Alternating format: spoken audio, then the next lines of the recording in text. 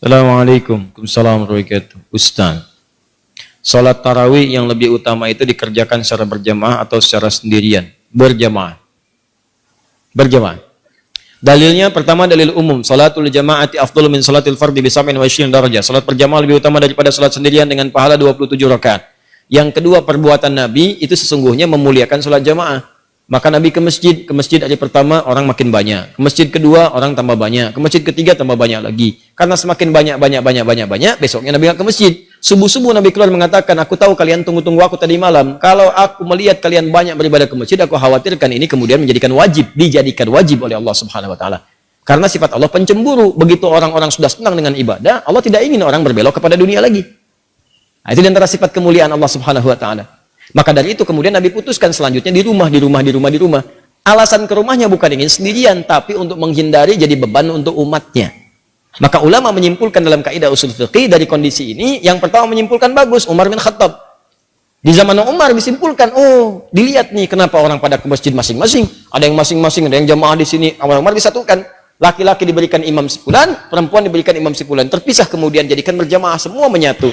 Dari masanya Umar itulah kekinian sampai sekarang berjamaah. Jadi kalau bisa berjamaah itu diutamakan dibandingkan dengan sendirian. Salat yang disebut dengan qiyam. Sifat Nabi saat qiyam itu tenang. Tenang, nyaman, berhenti sejenak di setiap 2 rakaat, berhenti, baca doa. Allahumma innaka afuwun tuhibbul afwa fa'fu anni. Allahumma innaka afuwun tuhibbul afwa fa'fu anni. Ya Allah, Engkau mencintai orang-orang minta maaf. Engkau Maha Pemaaf, maka aku mengakui aku banyak salah. Aku minta maaf ya Allah, aku minta ampun, ampuni dosa aku minta. Anda ingat-ingat dosa-dosa Anda, mumpung di Ramadan, mumpung Ramadan, minta dosa pada ayah, dosa pada ibu, dosa pada tetangga, dosa pada kerabat. Astagfirullah. Mengalir air mata Anda, maka berlaku hadis Al-Bukhari nomor hadis 37. Man qama ramadhana imanan wa ihtisaban ghufira lahu ma taqaddama min dhanbi. Siapa yang menunaikan qiyam Ramadan kemudian dia lakukan karena Allah, mencari pahala, dia bertobat di sela-selanya. Begitu tobat, jatuh air matanya, diampuni semua dosa-dosanya, gugur semuanya.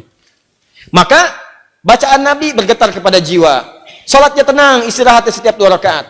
Ketenangan yang melahirkan kedamaian dalam jiwa berpengaruh kepada ruh. Maka disebut dengan tarwihah. Jamaknya disebut dengan tarawih. Di tarawih itu bukan nama salatnya, tarawih itu sifatnya. Kalau ingin salat tarawih, dipopulerkan oleh ulama tarawih. Kalau ingin salat malam di malam Ramadan, tunaikan dengan tenang, nyaman, jangan buru-buru, santai, supaya ada getaran ke jiwa. Cari imam yang bagus, imam yang khusyuk, membuat Anda enak dalam mendengarkan bacaannya. Setiap mendengar bacaan ada getaran pada jiwa Anda, sujud lama, tobat, enak, disebut dengan tarawih. Itu yang dimaksudkan. Di tarawih itu sifatnya. Jadi jangan sampai terjadi Anda sholat 23 rakaat misalnya cuma 10 menit, yang 11 1 jam. Yang 23 10 menit. Allahu Akbar.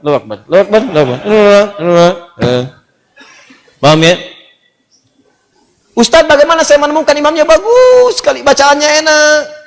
Cuman suratnya kadang-kadang membuat saya gelisah. Allahu Akbar. Alif Lam Mim. Astagfirullah. Malam pertama, ya kan? Udah gelisah-gelisah, tiba-tiba Allahu Akbar. Cari niatkan niat. Kalau sudah niat, yang berat akan ringan, yang ringan tak akan terasa. Tapi jadi imam pun lihat keadaan makmum. Makanya setiap imam dicontohkan oleh Nabi berbalik, lihat makmumnya. Lalu dikatakan istau antadilu sawu sufuf fa inna taswiyatas sufuf min iqamatis shalah. Ini kalimat-kalimat isyarah. Dalam hadis itu, dalam bahasa fikih terdapat 2 tuntunan. Ada kalimat namanya haqiqah. Kalimat haqiqah itu langsung diucapkan sesuai dengan bahasanya. Jangan dirubah-rubah. Kalau Arab, sudah jangan dirubah. Seperti adzan. Adzan itu sudah haqiqah, kalimatnya seperti itu. Tauqifi, sudah diberikan langsung. Jadi jangan dirubah-rubah, jangan diterjemahkan. Kalau diterjemahkan perasaan ke hati nggak nyaman, kedengarannya nggak enak. Allahu Akbar, Allahu Akbar. Ke hatinya enak. Ada getaran di jiwa. Bahkan terasa yang di Quran surah 8 ayat ke-2 itu terasa. Al-Anfal ayat 2, innamal mu'minuna alladzina idza dzukirallahu wajilat qulubuhum. Orang-orang beriman itu kalau disebut nama Allah bergetar jiwanya. Begitu dengan suara adzan ada getaran di jiwa. Kalau coba Anda terjemahkan, getaran jiwa itu hilang. Allah Maha Besar, Allah Maha Besar. Betawi loba, Tuhan gua gede, Tuhan gua gede. Ke Bandung, Allah nu agung, Allah nu agung. Gak ada getaran di jiwa. Sama, bacaan Quran juga begitu. Jadi kalau Anda mampu membaca Quran, baca dengan Qurannya. Terjemahan itu cukup baca dalam hati, lihat. Berusaha untuk baca, pahala banyak. Bahkan nama surat-surat pun dibacakan dalam bacaan Arabnya, walaupun ada terjemahan. Nggak bisa dia dibacakan dalam terjemahannya. Walaupun ada terjemahannya, nggak akan enak Anda. Coba deh antum, akhi, sedang murajaah. Nanya sama teman, murajaah surat apa? Sapi. Nggak enak antum. Ente apa? Semut. Murajaah surat apa? Al-Baqarah. Masya Allah. Antum apa? An-Naml. Lain, getaran kejiwaannya beda. Dia lagi ngapain? Murajaah, baca Quran. Surat apa? An-Nisa. Tuh. Beda. Baca surat apa sih itu? Surat Mama. Mama. Lain kan? Nah, maka demikian kalau mau mimpin sholat berbaliklah. Tidak harus menggunakan bahasa Arab. Boleh menggunakan bahasa lokal yang dipahami. Makanya kalimat hadisnya berbentuk kalimat-kalimat umum yang kiranya bisa disampaikan dengan bahasa biasa. Jadi kalau belum paham dengan kalimat istawu, istaqimu, fala takhtalifu fakhtalafat qulubukum. Ja'alu salatakum salatan muwadda'. Belum paham juga, lihatin semua. Lihat siapa yang hadir, lihat siapa yang sholat, petakan siapa yang sholat. Antum kelihatan. Ada orang sepuh yang nggak bisa berdiri lama, ada anak-anak kecil, ada orang mungkin mampir, dia mau berangkat, dia yang nungguin pesawat. Anda petakan di situ. Setelah itu ingatkan mereka, Pak Ibu rapatkan safnya, luruskan, khusyukkan. Mungkin ini sholat terakhir kita yang kita tunaikan. Enak mana, yang pertama atau yang kedua? Enak yang kedua karena terasa di hatinya, ada getaran pada jiwa. Anda ucapkan dalam bahasa Arab, mereka nggak paham. Istau, sudah tahu. Ya Allah. Nggak nyambung. Nah, begitu sudah kelihatan siapa yang sholat, maka bacalah ayat-ayat sesuai dengan keadaan makmumnya. Kalau makmum nggak pandai, nggak bisa, nggak kuat berdiri lama, baca surat-surat yang pendek. Bukan aib baca surat pendek. Justru di situ berpahala. Kalau kira-kira bisa kemudian berdiri lama dan sholatnya mendukung itu, subuh, isya, baca surat yang panjang. Jangan maghrib baca Al-Baqarah, subuh kul huwallah. Paham ya? Awas hati-hati, ini menyesuaikan karena Mu'adz pernah mengimami, Mu'adz bin Jabal. Bayangkan sholat maghrib, sholat isya, bacakan Al-Baqarah.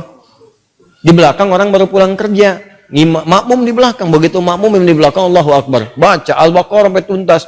Begitu salam kosong. Kejadian. Kata Mu'adz, pada munafik nih orang, katanya munafik, karena ciri orang munafik itu malas-malasan sholat isya. Nggak terima orang datang ngadu ke Nabi, ya Rasulullah, si Mu'adz tuh kenapa Mu'adz nyebut kami munafik? Ya padahal saya si Fulan disebut munafik, katanya kan? Baik. Sebut bisa. Setelah itu dipanggil Mu'adz, jadi klarifikasi. Nah, ini klarifikasi, kalau ada yang kurang tepat klarifikasi. Mu'adz, apakah benar kamu mengimami baca Al-Baqarah? Benar ya Rasulullah. Kenapa kamu baca itu? Saya kan contoh Anda. Saya sholat di belakang Rasulullah. Rasulullah baca surat Al-Baqarah. Siapa yang saya rasakan itu yang saya praktekkan. Wah, pinter. Nabi lebih pinter. Kata Nabi, kamu benar ya Mu'adz. Tapi kan imamnya saya, makmumnya kamu. Kalau kasus kamu, imamnya kamu, makmumnya mereka. Nggak kuat keadaannya, maka sesuaikan dengan mereka. Paham ya? Baik. Cerita imam itu banyak. Nah, cerita imam banyak. Baik. Sama dengan cerita suami tanya kepada istri, ya, Mama, bisa kamu mengizinkan Papa menjadi imam untuk Mama? Boleh Pak, Masya Allah, Mama senang sekali, Masya Allah. Alhamdulillah Mah. Kalau imam harus ada berapa Mah? Harus satu imam, tuh nggak boleh banyak. Kalau makmum boleh dua? Boleh. Oh, senang banget sebelah sini tuh. Saya nggak teruskan Bu, saya nggak teruskan. Tenang aja ya Bu, tenang. Belum selesai kisahnya, ntar kapan-kapan kita bahas. Teruskan. Masih ada waktu? 3 menit ya, 3 menit ya. Waalaikumsalam warahmatullahi wabarakatuh. Apakah ketika kita bertobat dengan sungguh-sungguh, benda, tempat, apapun yang pernah kita pakai, kita kunjungi dan bersaksi jika sudah pernah membawa atau digunakan untuk keburukan? Maksudnya, kalau Anda pernah bermaksiat, atau orang lain lah, jangan Anda. Kalau seorang pernah berbuat maksiat di satu tempat atau menggunakan satu benda, apakah kalau bertobat benda itu dan tempat itu akan bersaksi lagi di hari kiamat? akan maksiat yang pernah dikerjakan. Terkait dengan benda yang akan bersaksi, ada ayatnya. Bahkan tubuh kita juga ada. Di surah Yasin jelas, al-yauma nakhtimu ala afwahihim wa tukallimuna aydihim wa tashhadu arjuluhum bima kanu. Baik. Jadi mulut itu dikunci, yang bicara itu tangan bersaksi. Ya, sekarang di dunia aja tangan udah bisa bersaksi. Awas, sidik jari itu kan tangan. Udah bisa bersaksi. Siapa pelakunya? Yang megang gelas, ada sidik jarinya di sini. Kan? Hati-hati. Kaki juga demikian, tangan, kaki, semua bicara. Sekarang bicara udah kelihatan, apalagi di akhirat langsung bicara tangannya. Langsung bicara. Ya Allah, saya digunakan si fulan begini. Nanti tempatnya juga mengatakan. Kalau dipijak oleh kaki, kaki bicara. Kalau dipegang tangan, itu benda bicara yang dipegang tangan. Apa ayatnya? Jelas, antum hafal ayatnya. Idza zulzilatil ardu wa akhrajatil ardu wa qala al insanu. Ayat keempat, yauma idzin tuhadditsu akhbaraha. Maka pada saat itulah semua tempat di bumi yang dipijak, semua keadaan mengabarkan kepada Allah apa yang terjadi dengan itu semua. Tidak akan ada yang tersembunyi. Kalau baik dikatakan baik, sekecil apapun, walaupun lebih kecil dari atom. Ya, wa may ya'mal mithqala dzarratin khairan yarah. Kalau buruk ditampakkan, wa may ya'mal mithqala dzarratin syarran yarah. Keburukannya ditampakkan, semua bendanya bicara. Bicara. Hati-hati. Bicara. Awas di kantor, meja yang jadi kemudian tumpuan komputer. Tangan Anda mengetik di situ. Masuk angka nggak benar.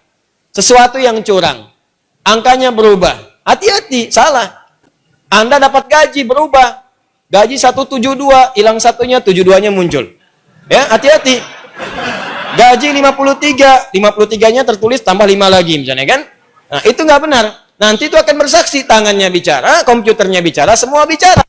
Dan memberatkan timbangan di akhirat nanti dalam keburukan. Semua.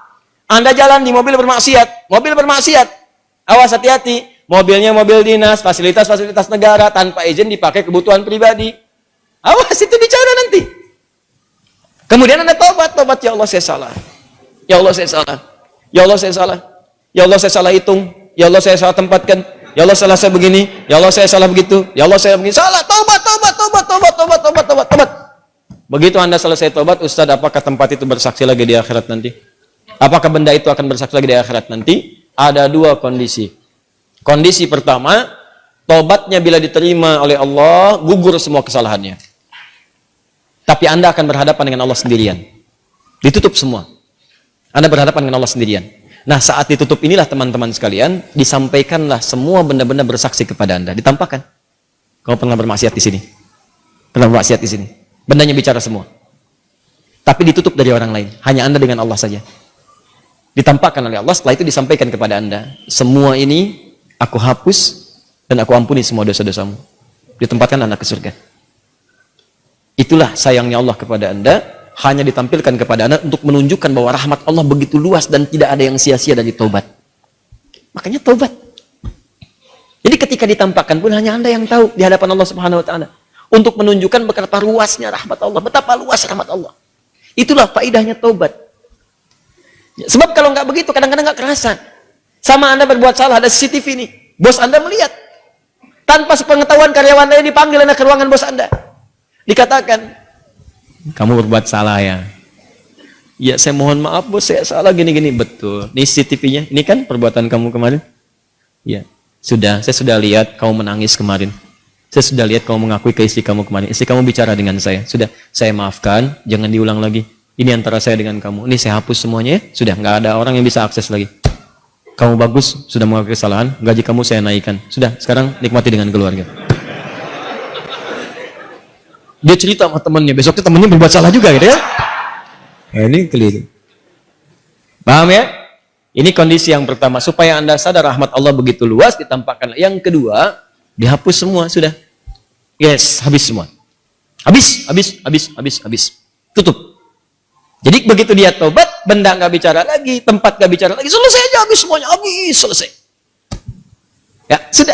Begitu dihisab, bahkan ada di antara mereka yang masuk surga tanpa hisab. Ada. Apa tidak pernah kita berpikir sejenak tentang orang-orang yang masuk Islam di zaman Nabi? Nggak pernahkah Anda membaca kisahnya Umar bin Khattab? Tidak pernahkah Anda membaca kisahnya misalnya Jundub bin Junadah menjadi Abu Dzar Al-Ghifari? Pernahkah Anda pernah dengar kisahnya Khalid bin Walid? Bukankah mereka orang-orang yang pernah menentang Nabi sebelumnya? Pernahkah mereka bermaksiat sebelumnya? Pernahkah mereka kemudian maksiatnya lebih dari apa yang dikerjakan orang sekarang? Tapi pernahkah Anda mendengar kisah di antara orang-orang yang masuk surga tanpa hisab ada nama mereka di situ? Dan dihapuskan oleh Allah semua kesalahannya tanpa ditampakkan kembali.